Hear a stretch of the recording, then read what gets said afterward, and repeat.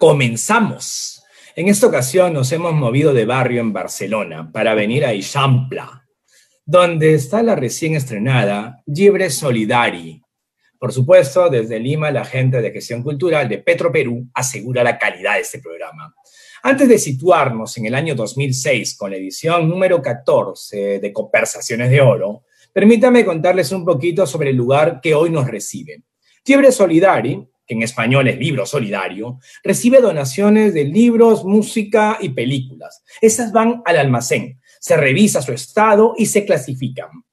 Después de esta gestión, aquellos libros, música y películas se destinan a una librería como esta, porque esta es la parte de atrás de la librería. Ya les mostraré por delante. Pues bien, a una librería como esta es de Carrer de Provenza, que está a cargo de Daniel Fermín, de Venezuela, y Carlos Franco, de Perú, a quien yo conozco de etiqueta verde, dicho sea de paso. Por lo general, los ejemplares se venden a €1 y máximo 5 euros. O sea, en soles peruanos, de 4 a 20 luquitas. El dinero recaudado se destina a obra social, que es diversa. Es decir, con libros, con discos, con películas, se ayuda a las personas. Por lo demás, saben bien que seguimos muy atentos a sus comentarios, querida audiencia, sus saludos muy necesarios en esos tiempos de crisis sobre todo. Esos 40 minutos, entonces, lo saben bien, son para ustedes.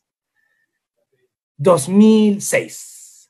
En 2006 tenemos una nueva Bienal de Cuento y se reúnen como jurados Antonio Gálvez Ronceros, Eduardo Hopkins, Manuel López Rodríguez, el recordado Carlos Eduardo Zabaleta y Pedro Cateriano.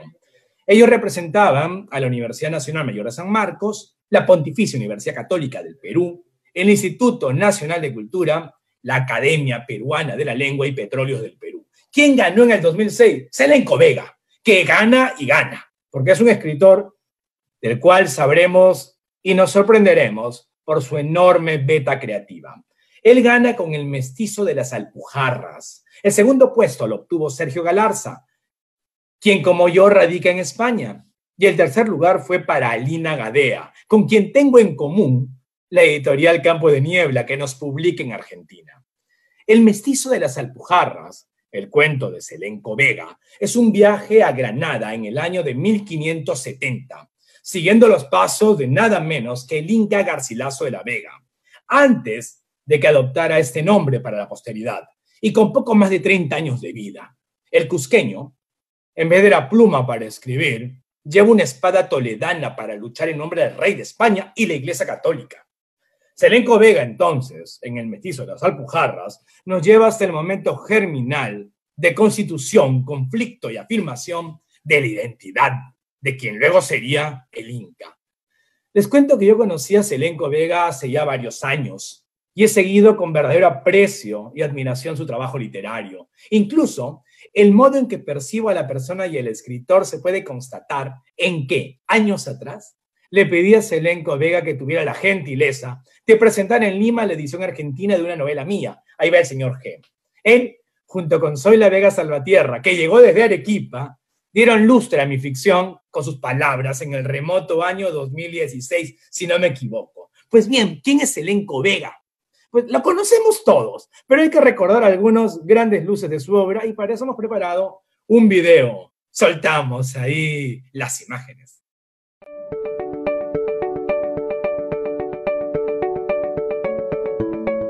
Selenco Vega nació en Lima en 1971. Poeta, cuentista, novelista e investigador literario, estudió literatura en la Universidad Nacional Mayor de San Marcos y siguió estudios de maestría que se enfocaron en la literatura latinoamericana.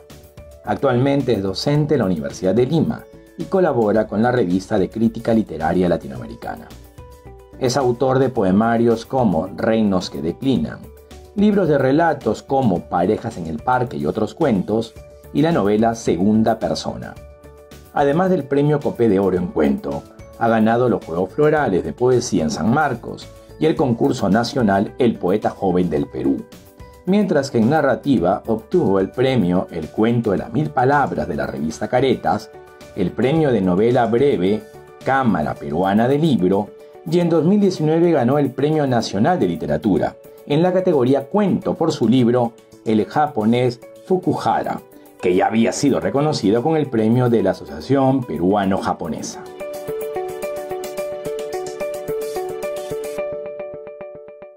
Querido Zelenko, un abrazo desde Barcelona.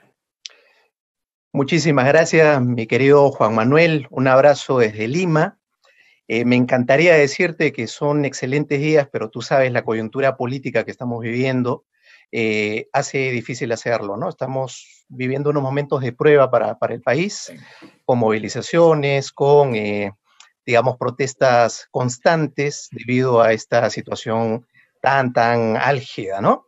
Diera la impresión de que en el Perú la democracia es como una diosa, ¿no? Una diosa que siempre pone a prueba para ver si la merecemos o no. En ese sentido, tu presencia hoy es todavía más importante porque el cuento que nos ocupa nos va a permitir contextualizar incluso el presente, y así de poderosa es tu ficción.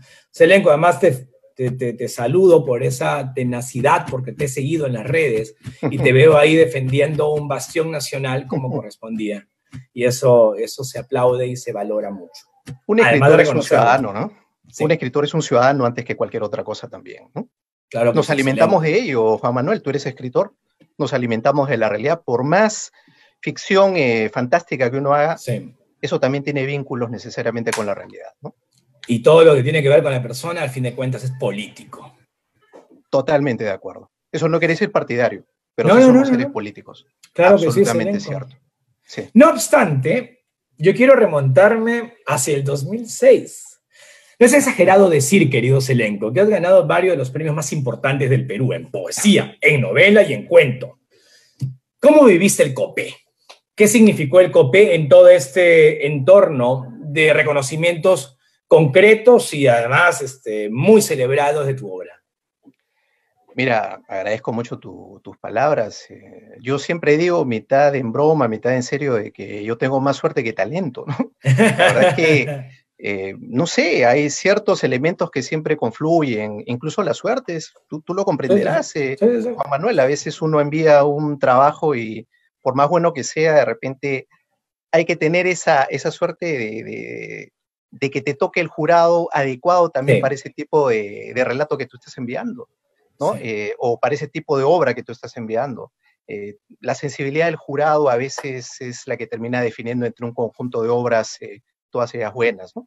Sí. Ahora, respecto del COPE propiamente dicho, como tú comprenderás, se trata de uno de los premios que yo recibí con mayor alegría, porque no es cualquier premio, ¿no? No. Estamos hablando de un tiempo, Juan Manuel, y tú también has ganado el COPE, estamos hablando de un tiempo en el que el COPE suplía ese Premio Nacional de Literatura que recién hace unos años ha vuelto a entregarse, ¿no? Tenía esa calidad, tenía esa suerte, cubría ese espacio, ese vacío, y yo tuve la suerte de ganarlo el 2006 con un relato que le debe mucho, como lo expliqué en mis palabras de agradecimiento de ese tiempo a Pablo Guevara. Porque él fue en realidad, sin proponérmelo directamente, pero él fue quien me sugirió a través de una conversación que tuvimos la idea, ¿no? Esto me lleva entonces a una pregunta de cajón. ¿Por qué Garcilaso de la Vega el Inca? ¿Por qué Garcilaso no en el Cusco, sino en España?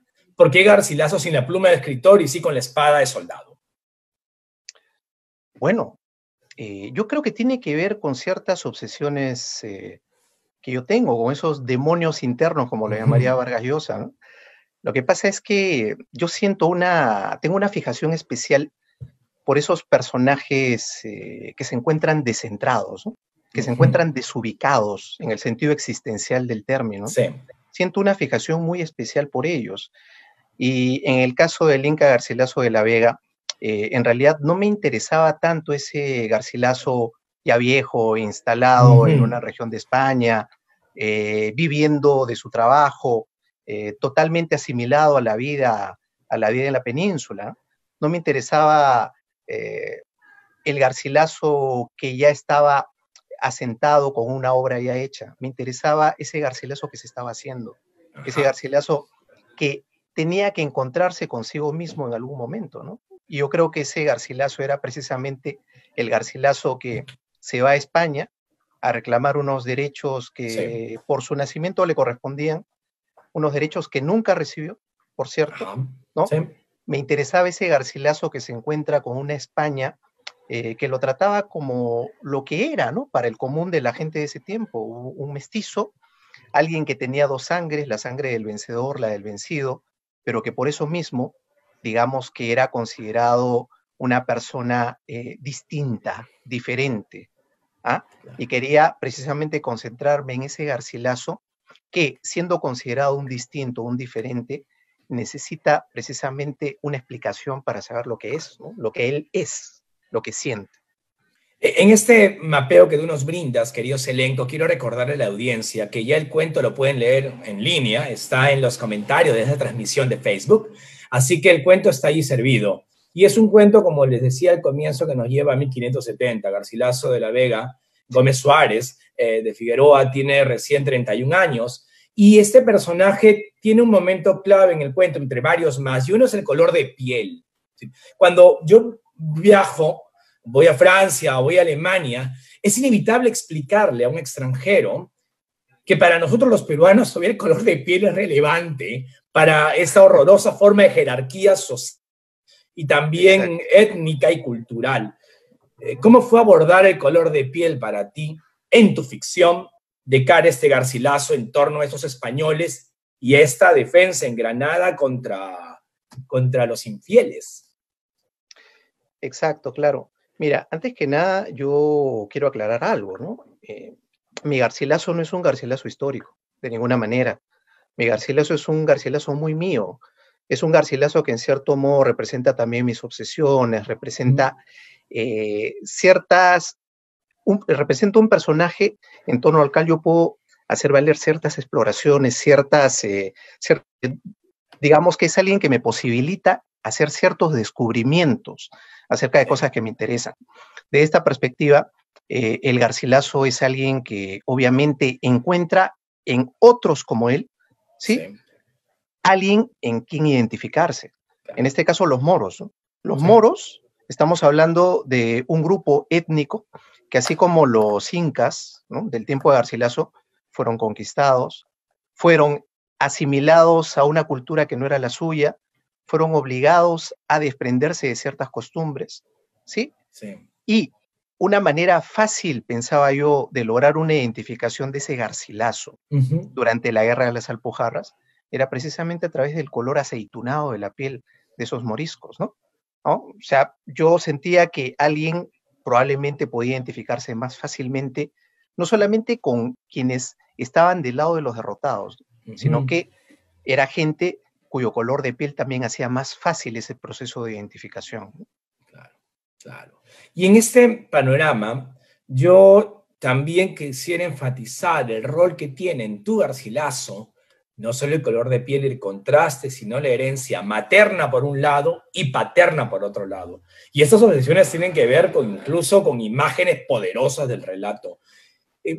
¿Cómo podríamos acercarnos a la idea de mestizaje en tu ficción, pensando en lo siguiente? Quiero poner en contexto la pregunta. Tú te acordarás un libro magnífico de Rocío Quispe Agnoli llamado... me olvidé el nombre en este momento. El hecho está en que Rocío Quispe Agnoli tiene un libro en el cual trabaja la presencia de descendientes del mundo incaico en México, siglo XVIII. Y entonces lo que hace Rocío Quispe Agnoli es plantearnos que la palabra mestizo, primero, era una palabra que sencillamente no era bienvenida, por otro lado, estaba prejuiciada y era incluso un señalamiento peyorativo. Descendientes del mundo incaico, pues sencillamente era ponerles una muletilla denigratoria. Y entonces, en este libro, Quispe Agnoli nos recuerda que la palabra mestizo entonces también es una palabra que ha ido transformándose. Y cuando uno se acerca a tu Garcilaso, la figura del padre español y la madre de la realeza incaica son conflictos permanentes de su propia identidad. ¿Cómo vamos hacia el mestizaje en el mestizo de las Alpujarras, querido Selenco? Claro, lo que pasa, Juan Manuel, es que mi idea del mestizo obviamente es muy diferente a esa idea edulcorada que en la tradición hispanista peruana se estableció con respecto a Garcilaso, ¿no? Muchos hablan del Garcilaso, así lo estudié yo en el colegio, por ejemplo, o también en algunas clases de la universidad, ¿no? Garcilaso es algo así como el crisol de la peruanidad, algo así como un elemento humano que permite la integración de lo hispano y de lo andino. Esa idea edulcorada en realidad es una idea que yo nunca compartí, ¿no? Para mí, al contrario, el mestizaje es una muestra precisamente de encuentro, pero no sencillo. No es un crisol, sino que es una suerte de encuentro difícil entre dos culturas, entre dos tipos de sangre. ¿Ah? Y frente a esa suerte de encuentro, de choque, yo quería en mi relato que Garcilaso, ese Garcilaso todavía joven, confundido, terminara tomando un partido, ¿no? Un partido por alguna de las dos líneas de su sangre. ¿Sí? Puede gustar, puede no gustar, pero ese era en cierto modo la propuesta, ¿no? La idea de romper con esa idea de ese mestizaje edulcorado. Una idea que yo creo que corresponde más, ¿no?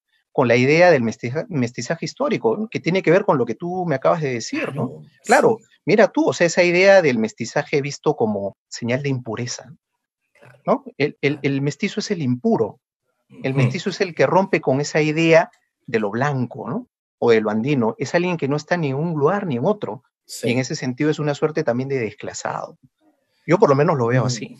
Por eso es que el cuento tuyo, primero que su vigencia es notable, es poderoso incluso como instrumento en este contexto en el cual estamos planteándonos la peruanidad desde varios frentes, y este cuento nos viene a recordar que el mestizaje es algo que no hemos terminado de reflexionar. Pero hay algo más que yo quisiera saltar en tu cuento, y es la memoria.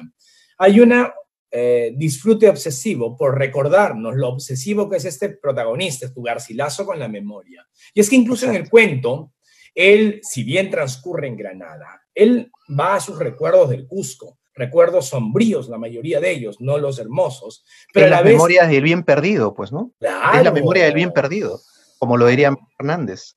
Claro. Sí.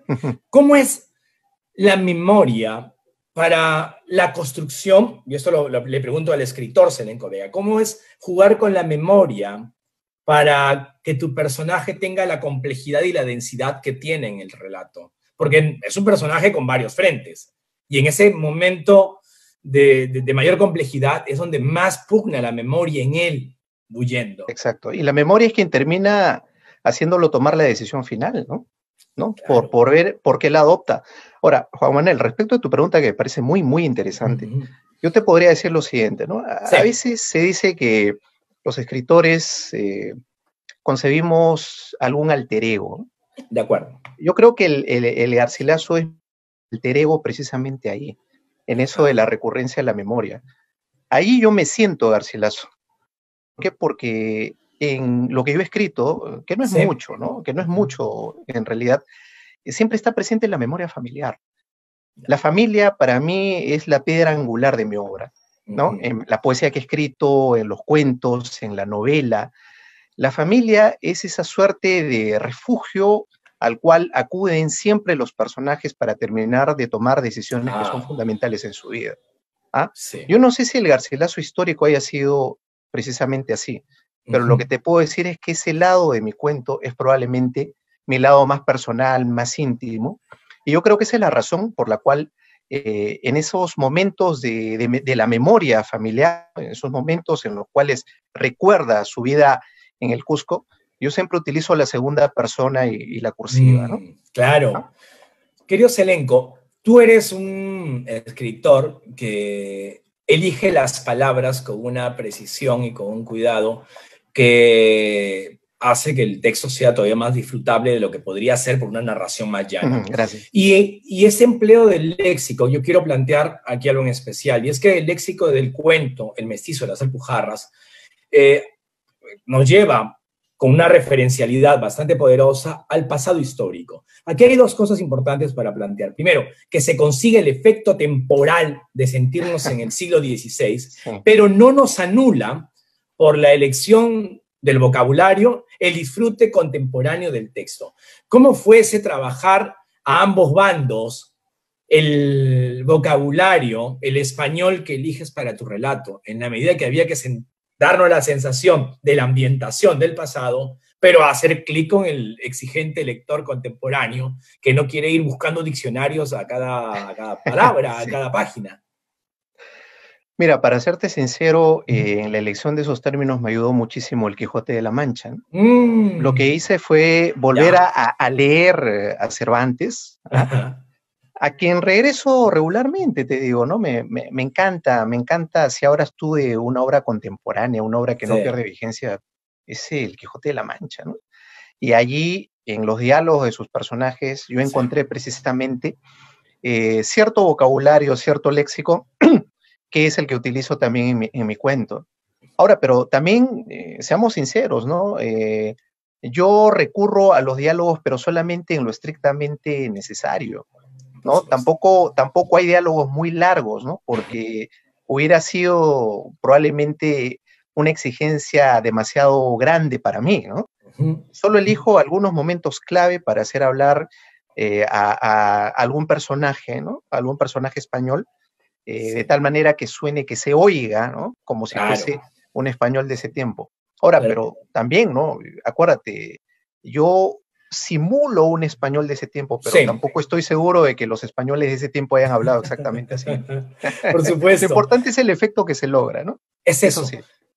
Y en este buscar efectos, yo no voy a arruinar a nuestra audiencia que aún no haya leído El Mesías de las Alpujarras cómo termina. Sí. No lo voy a arruinar, pero debo adelantar que tú en este hermoso disfrute de la lengua castellana, en tu hermoso disfrute del español, decides incluso que la última palabra del cuento no sea una palabra completa. Y esa es una decisión sumamente atractiva porque resuena para darle una significación extra a todo lo que hemos leído. Yo siempre estoy convencido, Selenco, y una de las cosas que peleo a veces frente a cuentos un poco deficientes, es que hay escritores que no están convencidos de que el cuento comience en la primera palabra y acabe en la última, claro, incluso partida. ¿Cuáles son un poco los criterios que tú sigues para escribir? ¿Cuál es esa autoexigencia? 2 o 3 cosas que no te permites fallar. Bueno, en el caso de los cuentos, te puedo decir que he recogido las enseñanzas de Julio Cortázar, ¿no? Quien a su vez fue un alumno destacadísimo de Edgar Allan Poe, sí, a tal punto que, como tú sabes, Cortázar es el gran traductor de Edgar Allan Poe a nuestra lengua, ¿no? Tenemos esa dicha de contar con la mejor traducción posible del gran maestro del cuento contemporáneo que es Edgar Allan Poe. ¿Ah? Sí, es cierto. Y entonces tú has adelantado algo, ¿no? O sea, es que a un cuento no le debe faltar absolutamente nada. Un cuento tiene que ganar por nocaut, ¿no? Sí. Es como, el cuento es como una pelea boxística que dura solamente 1 o 2 asaltos, ¿no? Y el narrador tiene que ganar por nocaut. Claro. Eso significa que los golpes tienen que ser certeros, precisos. Eso es probablemente también, Juan Manuel, y esto lo decía Edgar Allan Poe, lo que acerca al cuento a la poesía, ¿no? Claro. O sea, así como la poesía que alguna palabra mal puesta arruina totalmente el poema. Igual sucede en el cuento. Alguna escena, alguna palabra mal puesta, incluso algún adjetivo, puede arruinar totalmente el cuento, ¿no? Ese es probablemente lo que más me guste del cuento, te lo digo, ¿no? Porque para mí es como una suerte de reto. Yo siempre procuro ubicarme en el papel de lector, ¿no? En la posición del lector también al momento de escribir un relato, ¿no? Y entonces intento, en la medida de sentirme yo mismo un lector de lo que escribo, intento no aburrirme, intento hacer lo posible, ¿no? Para saber que yo como lector seguiría leyendo ese relato, suceda lo que suceda, ¿no? No sé si siempre lo logre, pero esa es la intención que me mueve al momento de escribir. Es como si yo me desdoblara. El escritor que esté escribiendo para un lector que soy yo mismo, ¿no? Si ese lector desdoblado en algún momento bosteza, en ese momento sé que estoy haciendo mal las cosas y procuro rectificar. En este contexto, querido Selenco, y te agradezco la confesión cortasariana y la amplitud con la cual has avanzado en torno a esos hitos de la narrativa corta, yo quiero pensar en algo más, y es lo siguiente. Has precisado desde el comienzo, y me parece muy bien, que no estamos ante un Garcilaso histórico. No obstante, una de las cosas tan poderosas que tiene el texto de ficción, redondo como es este, que nos impone una visión del mundo. Y al cabo de 150 años, quien llegue al cuento de Selenco tal vez creerá que aquí está más cabalmente planteado el Garcilaso de las Alpujarras que aquel que está epigrafiado de manera muy compendiosa en 200 páginas. Pregunto eso ¿por qué? Sí. ¿Hasta qué punto te emancipaste de las referencias históricas y hasta qué punto aprovechaste algunas? ¿Cómo jugaste con esa dificultad de no ser absorbido por el historicismo, pero sacarle provecho también? Exacto. Mira, lo que pasa es que yo soy de los que creen, creo que igual que tú, Sí. querido Juan Manuel, que el escritor es alguien que puede hacer lo que le dé la gana, ¿no? O sea, no hay límites para un escritor en la exploración de sus personajes, de sus historias, de sus ideas, ¿no? Eso es lo que nos separa, por ejemplo, de los historiadores, ¿no? Creo que Pablo Guevara fue quien dijo esto, me lo dijo por lo menos a mí en alguna conversación, que cuando la historia cierra los ojos, la literatura los abre. ¿Sí? Está bonito. ¿Sí? Esos espacios cerrados de la historia, esos entresijos de la historia, son precisamente los lugares, ¿no?, donde el escritor puede comenzar a buscar cosas. Yo busqué un momento de la vida de Garcilaso sobre la cual existe muy poca biografía. Sí.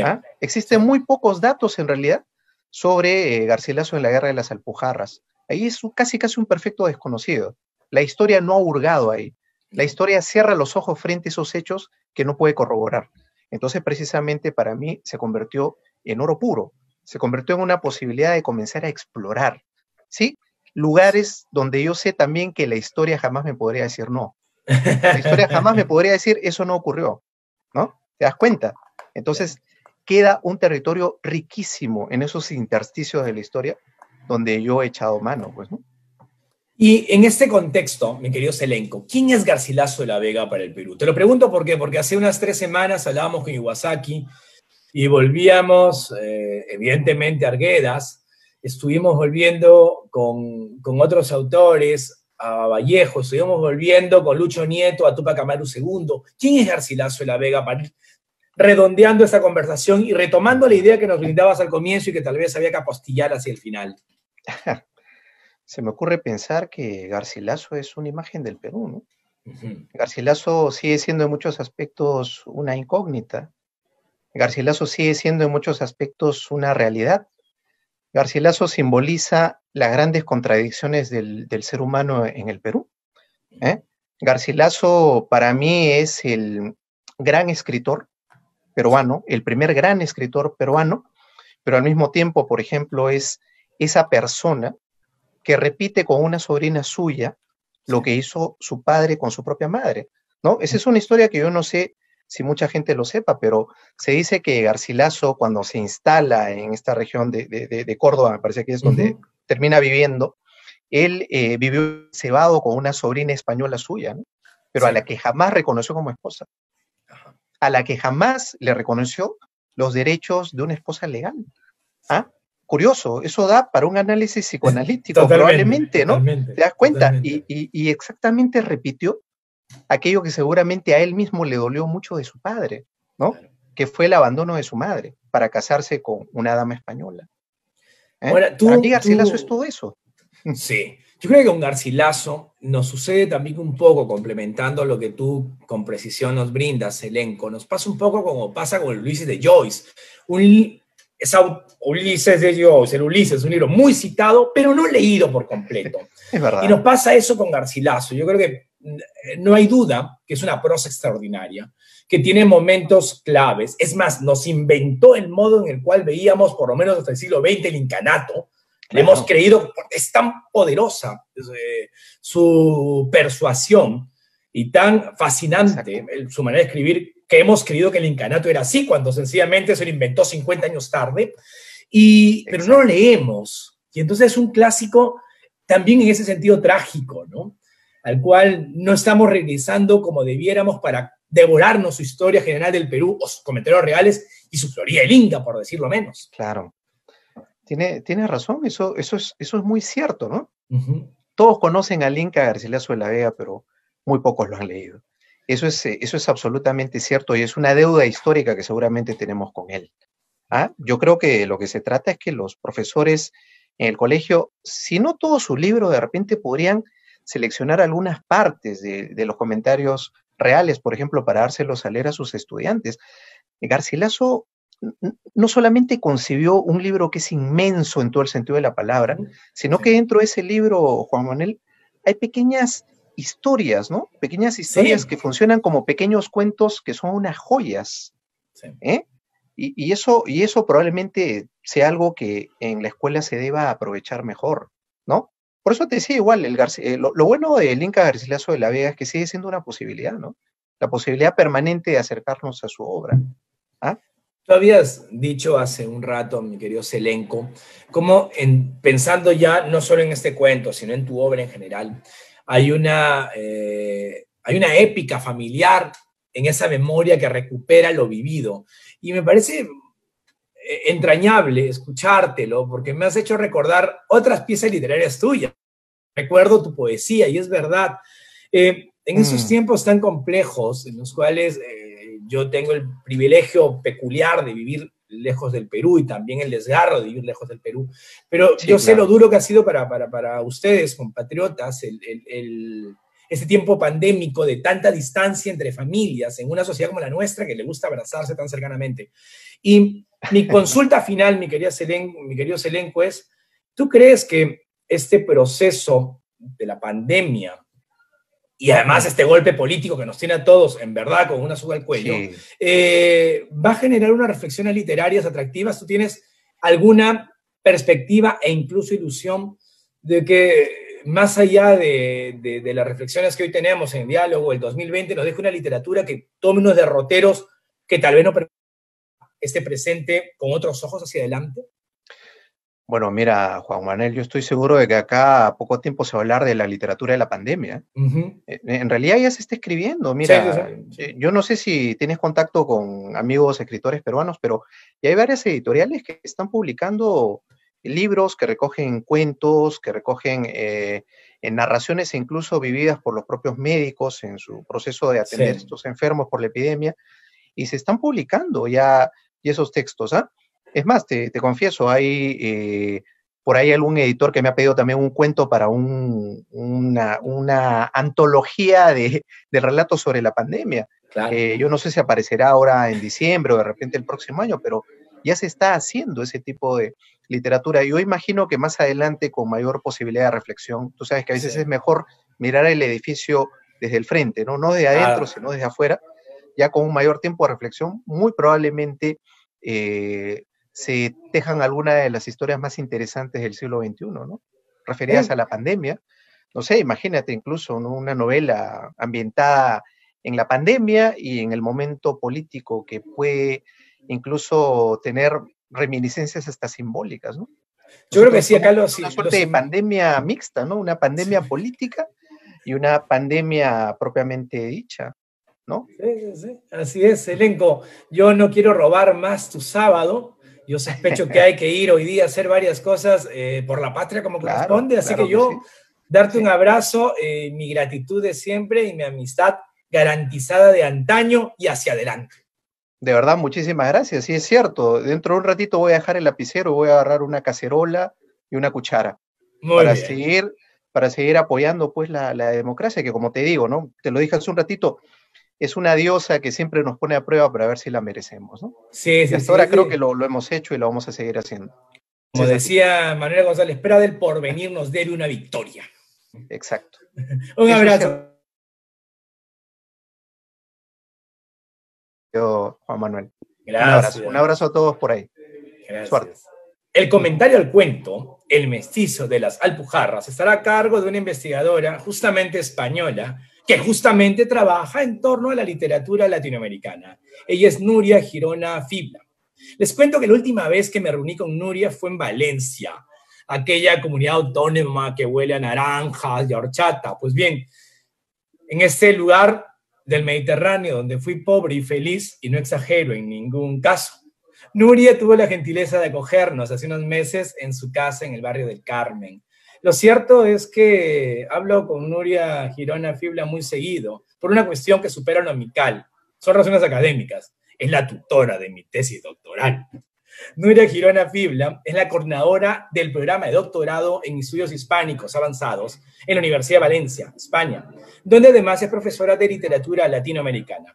Es autora de libros como Escrituras de la Historia, la novela argentina de la dictadura militar, y también de Rituales de la Verdad, Mujeres y Discursos en América Latina. Además, ha tenido a su cargo compilaciones como Narrativa e Historia y también La cultura en tiempos de desarrollo, Violencias, Contradicciones y Alternativas. Asimismo, ha sido responsable en ediciones críticas de la obra de Gabriela Mistral.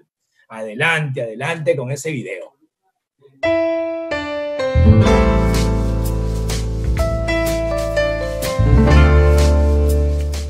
Hola, Juana Chávez.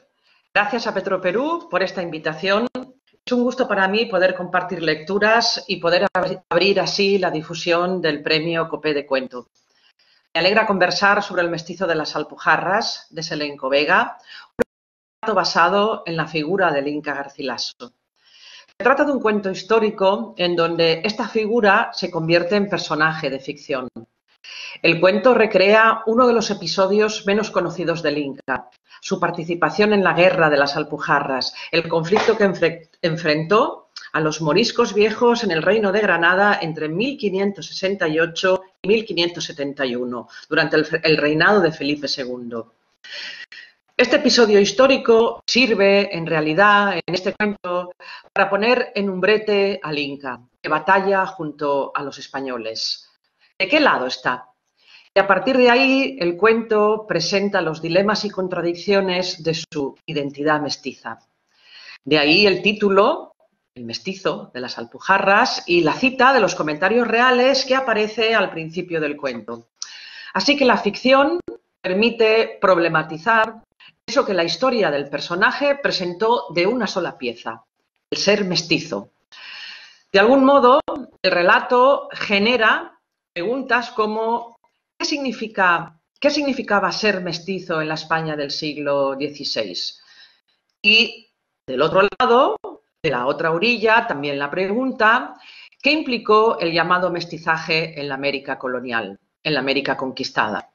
Con demasiada facilidad se ha idealizado este concepto de fusión, mezcla cultural, al tapar o ignorar la violencia que conlleva.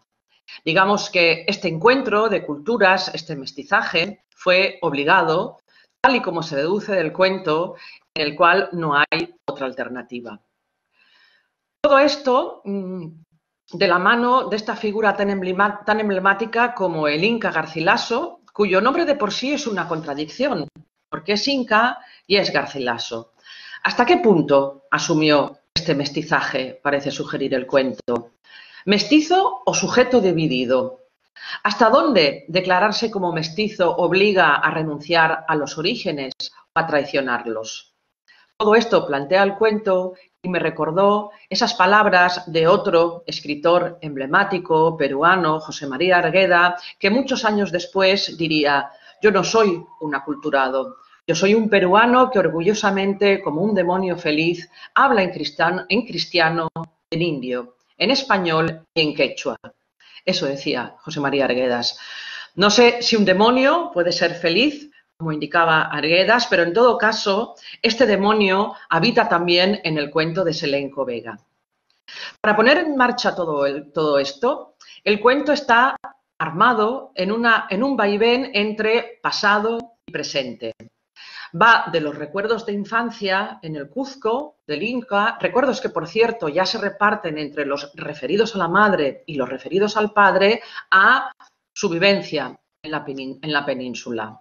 Del pasado, de la conquista del Perú, al presente, de la reconquista contra los moriscos, que al protagonista se le aparece como un déjà vu en el cuento. Así se van engarzando escenas que funcionan como un juego de espejo, en las que unas remiten a otras y en las que el Inca se mira e intenta reconocerse. Dos cuestiones quería apuntar sobre la técnica narrativa, sin las cuales todo este engranaje no funcionaría.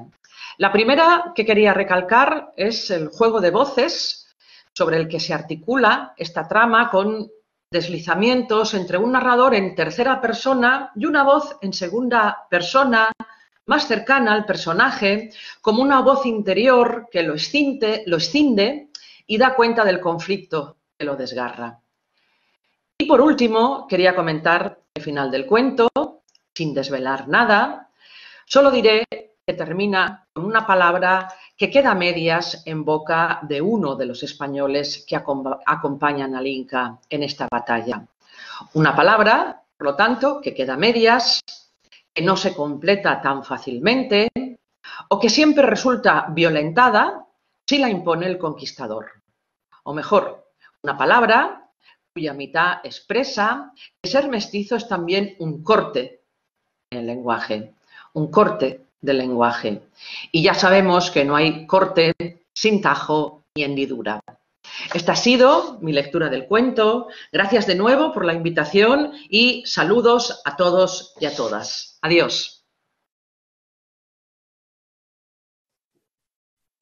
Toms, Nuria, este programa no puede terminar sin la participación de ustedes. Hemos seleccionado algunos comentarios que paso a leer, así que no son pocos además.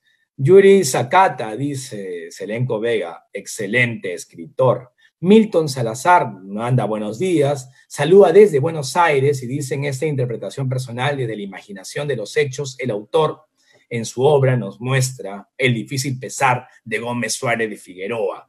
Le parece un hermosísimo cuento, Selenco, usted de oro, dice Milton Salazar desde Buenos Aires. Luis Ángel del Castillo, también desde Buenos Aires, comparto tu propuesta de mestizaje, Selenco Vega. Marcos M. Coronado nos dice que es un excelente cuento. Saludos a su autor y también al programa que hacemos. Pan Trujillo dice, es talento puro, mi querido Selenco. Violeta Gosela es Blanco, habla de las felicitaciones por los logros de Selenco. Dante Tafur también le manda saludos a Selenco y nuevamente reconoce el talento de nuestro querido escritor. Así tenemos varios comentarios. Tenemos a Luis de Gutiérrez Espinosa que dice, releyendo Cervantes, el Quijote de la Mancha, descubrimos el lenguaje, su evolución, su semántica, su hoy que nos enriquece y nos impacta. Finalmente, Pedro Ugarte Valdivia se dirige a Selenco y nos dice, felicito tu excelente cuento sobre el Inca Garcilaso de la Vega, el cusqueño más universal. Saludos cordiales. Pues les cuento que seguimos en esta librería que tanto cariño nos está brindando, que es Libre Solidari. Pero quiero que ustedes vean que sí es una librería, no solo la pared que está al fondo. Así que estoy girando para ustedes la cámara y rápidamente ustedes ya saltaron a la vista que la librería es larga, profunda y generosa. Finalmente, ya lo saben, el próximo sábado nos vemos en el año 2008. El premio Copé continuó y yo fui y soy Juan Manuel Chávez para ustedes desde Barcelona y envuelto esta vez en solidaridad.